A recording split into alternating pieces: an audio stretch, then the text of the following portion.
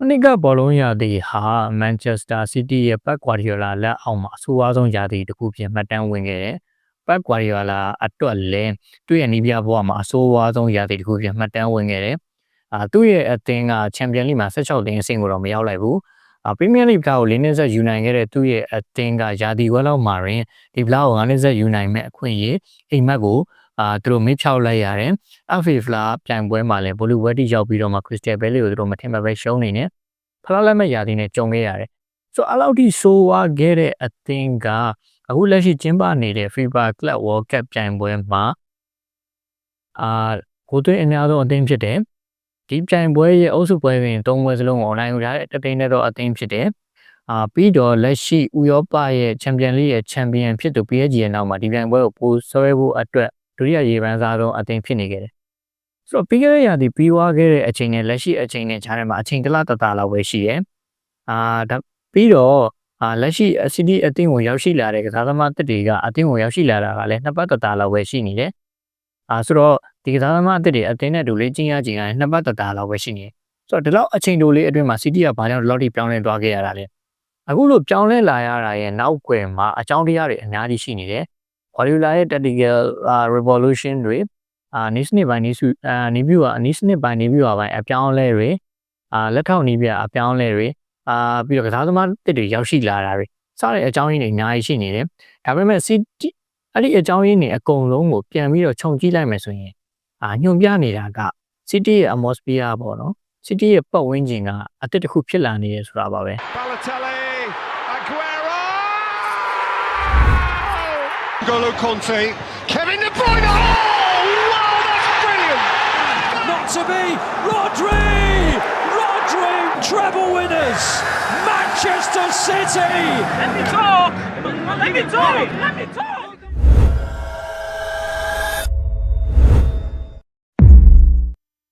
Manchester United အသင်းရဲ့ကနဝေနီးပြဟောင်းကြီးဆာအဲလက်ဖာဂူဆန်က United အသင်းကို26နှစ်ကြာကင်တွယ်သွားခဲ့တယ်။ကျင်းသေးတာကအသင်းတစ်သင်းကိုဒီလောက်ထိအကြာကြီးတောင်းရင်ကင်တွယ်နိုင်ဖို့ဆိုတာအဲ့ဒီအသင်းမှာသူကနှစ်စဉ်နှစ်တိုင်းအောင်မြင်မှုတွေရနေရမယ်။ဒါမှမဟုတ်နှစ်စဉ်နှစ်တိုင်းဒီပါအောင်မြင်မှုတွေရဖို့အတွက်လုပ်ပေးနိုင်တယ်လို့ဖြစ်ရမယ်။အဲ့လိုဖြစ်နေလို့ဒါသူကဒီလောက်ထိအသင်းကိုအချိန်ကြာကြီးကင်တွယ်သွားနိုင်ခဲ့တာဒါကကျင်းသေးတယ်။ဆိုတော့ဒီဆာအဲလက်ဖာဂူဆန်ရဲ့နီးပြဘဝမှာတချို့တော့အပြောင်းလဲတွေလုပ်ခဲ့တာကိုတွားကြည့်တဲ့အခါစိတ်ဝင်စားစရာကောင်းတဲ့အချက်တစ်ခုကိုတွားတွေ့ရတယ်အဲ့ဒါကဘာလဲဆိုတော့သူ့အသင်း atmosphere ကိုအမြဲတမ်းလိုလက်ဆက်နေအောင်အချင်းပြောင်းနေဖြစ်နေအောင်ဖန်တီးထားခဲ့တာပဲအဲ့ဒီထဲမှာတစ်ခုကဘာလဲဆိုတော့သူ့ရဲ့လက်ထောက်နီးပြတွေကိုအချိန်တစ်ခုရောက်လာပြီဆိုလို့ရှိရင်အချိန်တိုင်းတာတစ်ခုရောက်လာပြီဆိုရင်အမြဲတမ်းလူစားထိုးပြလို့ရှိတာပါပဲသူကင်တွယ်ခဲ့တဲ့26နှစ်တာကာလအတွင်းမှာသူ့ရဲ့လက်ထောက်နီးပြက6ရောက်အထိရှိခဲ့တယ်ဆိုတော့၄နှစ်တစ်ကြိမ်လောက်ကိုဒီဆိုင်လက်ဖာဂူဆန်သူ့ရဲ့လက်ထောက်နီးပြတွေကိုအပြောင်းလဲပြုလုပ်နေတာကိုတွေ့ရတယ်ဆိုတော့လက်ထောက်နီးပြတွေဆိုတာကအသင်းတစ်သင်းမှာကျွန်တော်တို့ဒီ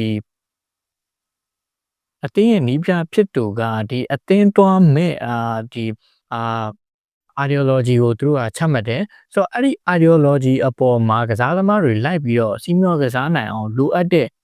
training ကွင်းအတွင်းလေ့ကျင့်ပြင်ဆင်မှုတွေကိုတော့ဒီလက်ထောက်နီးပြတွေက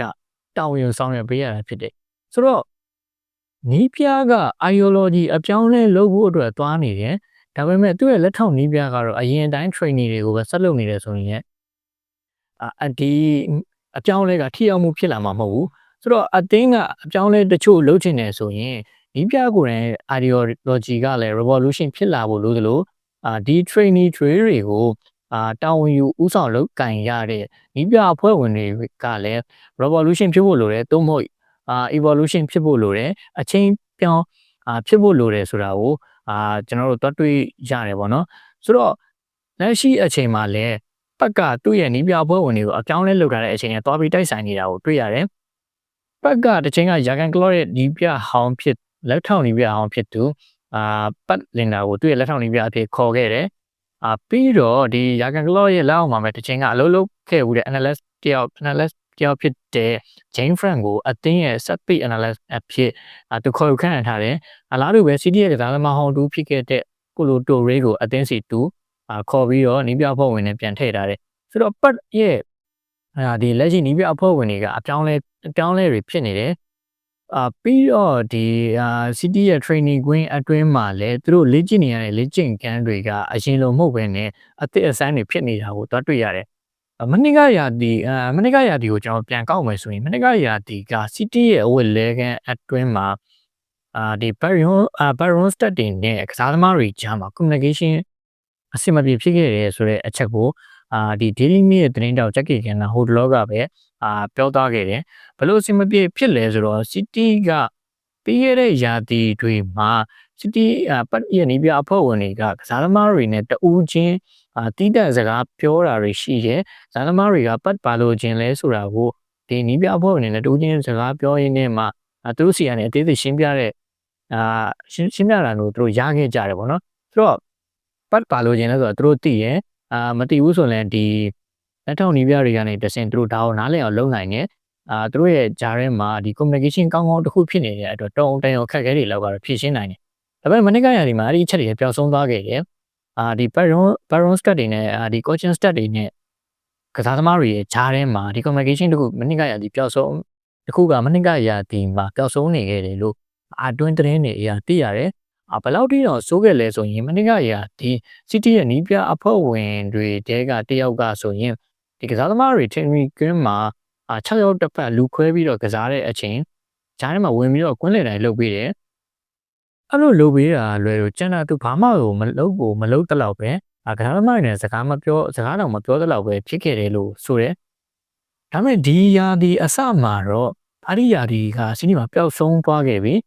ပတ်လင်တာနဲ့တခြားသော coaching stat တွေရောက်လာတဲ့အချိန်မှာဒီပတ်လင်တာကသူက Dutch အင်္ဂလိပ်စပိန်ဂျာမနီပြင်သစ်စတဲ့ဘာသာစကားပေါင်းများစွာကိုသူပြောဆိုနိုင်တယ်ဆိုတော့ City ရဲ့နိုင်ငံစကားရောက်လာကစားသမားတွေနဲ့သူတူးချင်းစကားပြောဆိုတာတွေဆက်သွယ်တာတွေလုပ်တယ်သူတို့ရဲ့အခက်အခဲတွေကိုသူမေးမြန်းနေကူညီပေးတယ်ပြီးတော့တစ်ချိန်ကပတ်နဲ့ဒီ Homaloli တို့ရဲ့ training drill တွေနဲ့မတူတဲ့ training drill တွေအသစ်အဆန်းတွေနဲ့သူအသင်းကစားသမားတွေကိုသူလေ့ကျင့်ပေးနေတယ်ဆိုတော့ပြီးတော့ပတ်ကလည်းဒီကစားသမားတွေကိုပုံမှန်ထက် training ကွင်းမှာ2ဆလောက်ပို့ပြီးတော့ခိုင်းထားတယ်ဆိုတော့အဲ့ဒီရဲ့အကျိုးရလဒ်ကလက်ရှိမှာအရန်ကိုလောအားလုံးကောင်းနေတဲ့ City ရဲ့ကစားဟန်ကိုတော့ကျွန်တော်မြင်လာရတာကိုတွေ့ရတယ်ပြီးတော့ဒီပတ်လင်တာအပြင်နောက်ထပ်တစ်ယောက်ကဒီ City ရဲ့ speed coach ဖြစ်တဲ့ဒီJane Frank ကလည်းဒီပတ်လင်တာလိုပဲအတင်းကိုအများကြီးထောက်ကူပြုပေးနိုင်နေတာကိုကျွန်တော်တွေ့ရတယ်ဒီပြီးခဲ့တဲ့ During နဲ့ပွဲမှာစာပင်ကိုကန်လိုက်တဲ့ဒီ Rocket ကန်ချက်ဆိုလို့ရှိရင်ဒီကောင်ကဒီ corner ကနေပြီးတော့ပြန်ရလာခဲ့တာအဲ့ဒီ corner ကခေါင်းတိုက်ချက်ကနေပြီးတော့ကျလာတဲ့အလုံးဟာလန်ကကျုံးပြီးတော့ကန်လိုက်တယ်အဲ့ဒီကနေပြန်ရှန်ထွက်လာတဲ့အလုံးစာပင်ဟိုကပိတ်သွင်းယူခဲ့တာအဲ့လိုခိုက်တန့်တွေကိုကျွန်တော်တို့ကဒီအုပ်စုအဖွဲ့ပွဲတွေဖြစ်တဲ့ Casablanca နဲ့ပွဲတွေမှာလည်းတွေ့ခဲ့ရသေးတယ်အဲ့ဒီကနေတဆင့်ဒိုကူကလည်းအခုလိုပဲကန်ချက်ကောင်းပေါ့နော် volley ကန်ချက်နဲ့တူ corner ကနေတဆင့်ဂိုးသွင်းနိုင်ခဲ့တယ်ဆိုတော့City မှာအပြောင်းလဲတွေကတော့စပြီးတော့အလုပ်ဖြစ်နေခဲ့တာကိုတွေ့ရတယ်အလားတူပဲကိုလိုတိုရီကလည်းတစ်ချိန်က City ရဲ့ကစားသမားဖြစ်ခဲ့တဲ့အတွက်City နဲ့အသင်းနဲ့ဒီကစားသမားတွေနဲ့ကြားမှာအရန်ကိုလက်လျောညီတွေဖြစ်အောင်သူနေရင်းနိုင်တာကိုတွေ့ရတယ်ပြီးတော့လက်ရှိမှာဒီကစားသမားတွေနဲ့ဒီနီးပြအဖွဲ့ဝင်တွေနဲ့ကြားက relationship တာမှကပဲနဲ့ပတ်နဲ့ဒီနီးပြအဖွဲ့ဝင်တွေရဲ့ကြားက relation ကလည်းအရန်ကိုကောင်းနေတာကိုတွေ့ရတယ်ကျွန်တော်တို့ဒီပွဲပြီးတိုင်းမှာ clip တွေတွေ့လာတက်လာတဲ့ clip တွေအရာဒီပတ်နဲ့ဒီနီးပြအဖွဲ့ဝင်တွေနဲ့တွင်းကိုတကူပြီးသွားတဲ့အချိန်မှာလုံးဝရီရတဲ့အချိန်မှာတွင်းကိုတကူရလိုက်တဲ့အချိန်မှာလုံးဝကိုရီမောနဲ့သူတို့ဒီတကယ်ကိုအရင်အချိန်ကြာကြီးခင်မင်ခဲ့တဲ့မိတ်ဆွေရင်းကြီးတွေလိုမျိုးဖက်လဲတကင်းနဲ့တယောက်ဂုံပြူရင်းနဲ့အောင်ပွဲခံကြတာကိုတွေ့ရတယ်ပြီးတော့နောက်တက်လာတဲ့ clip တွေကဘာတွေလဲဆိုတော့ဒီပြိုင်ပွဲပေါ်မှာသွားခင် City ကကစားသမားအသစ်တွေနဲ့အတူပေါ့နော်ကစားသမားတွေအားလုံးကဒီညသာစားပွဲတစ်ခုလုပ်ခဲ့တယ်အဲ့ဒီညသာစားပွဲမှာဆိုလို့ရှိရင်ဒီကစားသမားတွေကဒီစင်ပေါ်မှာတက်ပြီးတော့တချင်းဆိုကြတဲ့အစီအစဉ်တွေလည်းပါခဲ့တယ်အဲ့ဒီအစီအစဉ်တွေမှာအဲ့လိုအစီအစဉ်တွေကပြောရင်တော့ကျွန်တော်ဒီ community မှာဆိုရင်တော့ team building လို့သဘောမျိုးပေါ့ဆိုတော့အဲ့ဒါတွေကဒီကစားသမားတစ်တွေနဲ့ကစားသမားဟောင်းတွေနဲ့ဂျားထဲမှာတားဆီးနေတဲ့တားဆီးကိုဖယ်ရှားပေးလိုက်တယ်ကျွန်တော်တို့ ဆိုရင်တော့ဒီအရက်အတူတောက်ပြီးသွားလို့ရှိရင်ကျွန်တော်ရဲ့မိတ်ဆွေဖြစ်သွားတတ်တယ်ပေါ့နော်လူစိမ်းတယောက်လူစိမ်းတယောက်ကတော့မှလို့ဖြစ်သွားတတ်တယ်ဆိုတော့ဒီကစားသမားတွေကလည်းဒီလိုပဲဒီလိုညလာစားပွဲတွေတောက်ကြစားကြရင်းနဲ့ကစားသမားအသစ်နဲ့အဟောင်းနေနဲ့ဂျားထဲမှာ communication တစ်ခုရသွားတယ်ပြီးတော့ဘာထပ်တွေ့ရလဲဆိုတော့အခုလက်ရှိဒီအမေရိကန်မှာဒီပတ်နဲ့တွေ့ကစားသမားတွေရင်းပြဖွဲ့ဝင်တွေကဟိုရက်ကကန်းကြီးမှာသွားပြီးတော့ယောဂတွေလေ့ကျင့်တဲ့ချင်းတွေခတ်နေကြတော့တွေ့ရတယ်အဲ့ဒီမှာလည်းဒီပတ်နဲ့ကစားသမားတွေရဲ့ဂျာက relationship ကအရန်ကိုအားကောင်းနေတာကိုတွေ့ရတယ်ကစားသမားတွေဂျာထဲမှာလည်းအချင်းချင်းပျော်ပျော်ပါးပါးနဲ့ဒီသူတို့အခုလုပ်နေရတဲ့အလုပ်ကို enjoy ဖြစ်နေတာကိုမြင်ရတယ်ဆိုတော့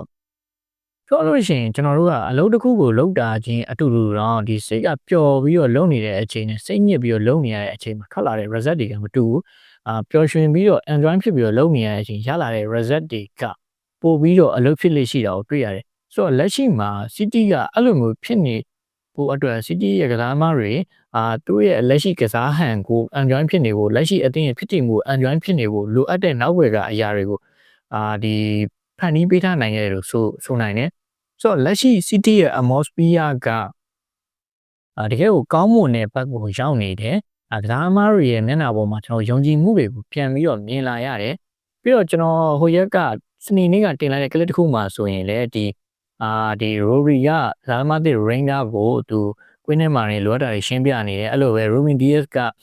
Nunes ကိုသူလည်းတီးတင်တီးထိုက်တာရှင်းပြနေတယ်အဲ့လိုမျိုးကစားသမားတွေနဲ့တယောက်နဲ့တယောက်ကြားထဲမှာလည်းအရန်ကို communication ကကောင်းနေတဲ့အခိုက်အတန့်ကြီးဖြစ်လာတာကိုမြင်နေရတယ်ဆိုတော့ City မှာလက်ရှိ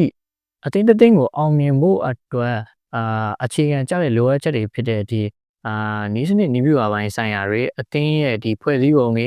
အသင်းရဲ့ပတ်ဝန်းကျင်အနေထား atmosphere တွေစတဲ့အကြောင်းအရာတွေထဲကနေမှလက်ရှိatmosphere လို့ခေါ်တဲ့ City ရဲ့လက်ရှိပတ်ဝန်းကျင်ပေါ့နော်သူတို့အဲ့ဒါကတော့အရန်ကိုအငွေ့တက်တွေကောင်းမွန်နေခဲ့တာကိုတော့တွေ့ရပြီဆိုတော့ဒီကနေတဆင် City တို့ဘယ်လောက်ထိအောင်မြင်မှုတွေကိုဆက်လက်ဒီအငွေ့တက်ကောင်းနေကနေတဆင်အောင်မြင်မှုတွေကိုဘယ်လောက်ထိဆက်လက်တည်ဆောင်သွားနိုင်မလဲဒါကိုတော့ကျွန်တော်တို့ဆက်လက်ပြီးတော့စောင့်မျှော်ကြည့်ရှုရအောင်မယ်ဒါပေမဲ့အနည်းဆုံးတော့လက်ရှိ City တွားနေတဲ့အငွေ့တက်ကကျွန်တော်တို့ကို City ပြန်လာမယ်ဆိုတော့ခံစားချက်မျိုးတော့ပေးနေတာအမှန်ပဲဆိုတော့လက်ရှိမှာပြောင်းလဲလာခဲ့တဲ့ City ရဲ့အငွေ့တက်တွေအပေါ်ကျွန်တော်ရဲ့ဆွေးနွေးမှုကတော့ဒီလောက်ပါပဲနောက်တဲ့ဗီဒီယိုတွေမှာတော့ဒီ City ရဲ့ tactical ဘိုင်းဆိုင်ရာ နီးပြပါဘိုင်းဆိုင်ရာအပြောင်းလဲတွေအကြောင်းကိုကျွန်တော်တင်ဆက်ပေးသွားဖို့တော့စဉ်းစားထားပါတယ်ဆိုတော့နောက်ဗီဒီယိုတွေမှာအခုလိုမျိုးတင်ဆက်ပေးစီခြင်းတဲ့အကြောင်းအမျိုးတွေရှိလို့ရှိရင် comment မှာဝင်ရောက်ရေးသားခဲ့လို့ရပါတယ်အခုကျွန်တော်တင်ဆက်ပေးခဲ့တဲ့အကြောင်းအရာနဲ့ပတ်သက်ပြီးတော့ကိုစီအနေနဲ့ရှိလို့ရှိရင်လည်း comment မှာဝင်ရောက်ဆွေးနွေးသွားနိုင်ကြပါတယ်ဆိုတော့အဆုံးထိကြည့်ရှုပေးခဲ့ကြတဲ့အတွက်အားလုံးကိုကျေးဇူးတင်ပါတယ်လက်ရှိကျွန်တော်ရဲ့ဒီမြန်မာ Citizen နဲ့ Let Me Talk Facebook page ရဲ့ဒီမြန်မာ Citizen YouTube channel ကို like and follow နဲ့ subscribe လုပ်ကြသေးဖို့ဆိုရင်ပြုလုပ်သွားပြီးခဲ့ကြဖို့အားလုံးကိုတောင်းဆိုချင်ပါတယ်အားလုံးကိုကျေးဇူးတင်ပါတယ်နောက်ဗီဒီယိုတွေမှာပြန်လည်ဆုံတွေ့ကြပါမယ်ခင်ဗျာ